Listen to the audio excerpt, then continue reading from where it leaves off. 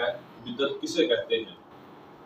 آپ عرف عام میں اکثر سنتے ہوں گے کہ آپ کو یہ بات سننے ملتی ہے کہ یار یہ فلاں کام جو ہے وہ کہاں سے نکال لیا، یہ فلاں بدعت ہے، یہ بدعت ہے، یہ نہیں کرنی چاہیے. یہ اکثر معاشرے میں آپ کو سننے کی باتیں ملیں گی.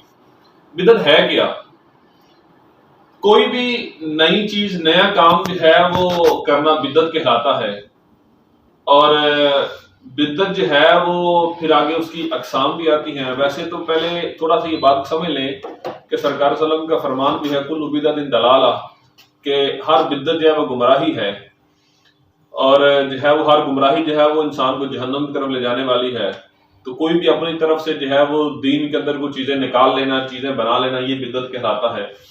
لیکن آپ قرآن حدیث کو بھی ڈیٹیل سے جب پڑھیں گے اور پھر آپ جو ہے وہ محدثین کو جب پڑھیں گے اور علماء کے اقوال دیکھیں گے کہ جو مستند علماء ہوتے ہیں، محدثین ہیں، جنہوں نے جو ہے وہ دین کے اوپر کام کیا، وہ پھر اس چیز کو، مسئلے کو سمجھاتے ہیں کہ یہ مسئلہ ہے کس طریقے سے. کہ وہ کہتے ہیں کہ بدعت کی جو ہے وہ دو اقسام، بدعت حسنہ اور بدعت سیاح. علماء بدعت جو ہے وہ محاسبہ بھی کرتے ہیں، تیسری ٹائپ بھی، لیکن یہ دو مین چیزیں چلتی ہیں. اب اس میں کیا ہے کہ بہت ساری ایسی چیزیں تھیں جو زمانے کے ساتھ ساتھ چینج ہوتی ہیں. مطلب زمانے کے ساتھ ساتھ چیزوں کے اندر جو ہے وہ تبدیلی آتی ہے، اور وہ چیزوں کو جو ہے ساتھ لے کے چلنا پڑتا ہے زمانے کے ساتھ. تو ہر چیز کو اب جو ہے وہ بدعت نہیں کہہ سکتے، ہر چیز جو ہے وہ بدعت جو ہے وہ غلط نہیں ہو سکتی. اور اس کی جو ہے وہ محدثین نے مثالیں بھی لکھی کہ بخاری شریف کی حدیث ہے کہ سیدنا فاروق اعظم جو ہے وہ گزر رہے تھے، تو رمضان کا مہینہ تھا، تو لوگ مختلف جو ہے وہ تراویحیں پڑھ رہے تھے اپنی اپنی اس طرح مختلف جگہ پہ لوگ.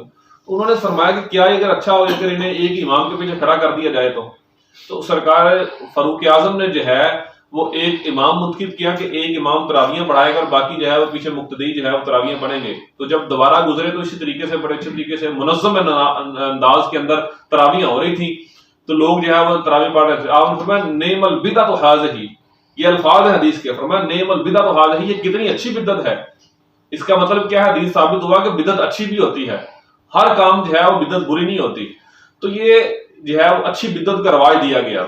اسی طرح جو ہے وہ حجاج بن یوسف نے قرآن پاک کے اوپر اعراب لگائے. پہلے جو ہے اعراب نہیں ہوتا تھا، یعنی زبر زیر پیش نہیں تھی. تو یہ جو ہم عربی اجمی لوگ ہیں، عربیوں کی تو زبان ہے، ہم اجمی لوگ ہیں، ہمیں پڑھنے میں جو ہے مسئلہ آنا تھا کہ کہاں پہ زبر ہے کہاں پہ زیر ہے، اس کا جو ہے وہ الفاظ کو ادا کرنے کا صحیح طریقہ کیا ہے. تو حجاج بن یوسف نے اعراب لگائے، یہ نہیں کہ بدعت تھی، پیچھے جو ہے وہ علماء نے خلفائے راشدین نے تو نہیں لگائے تھے، لیکن حجاج بن یوسف نے لگوائے. تو کسی عالم نے، کسی نے انکار نہیں کیا کہ اچھی چیز ہے، اجمیوں کے لیے فائدہ ہے. اسی طرح مسجد کے اندر جو ہے وہ کھڑے ہونے کے لیے جو محراب بنایا گیا وہ بھی پہلے نہیں تھا. تو یہ چیزیں جو ہے وہ وقت کے ساتھ ساتھ یہ چیزیں جو ہے وہ ہوتی ہیں.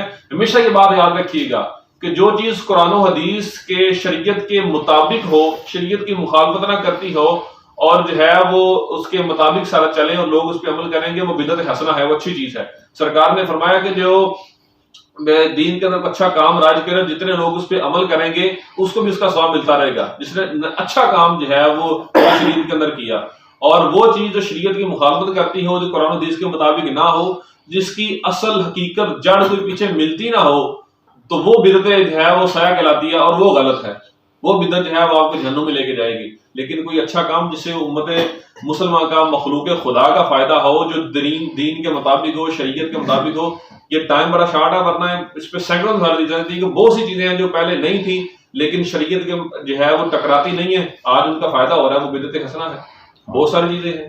تو اللہ تعالیٰ ہمیں جو ہے اس مسئلے کو سمجھنے کی توفیق عطا فرمائے. وعلینا الا البلاغ.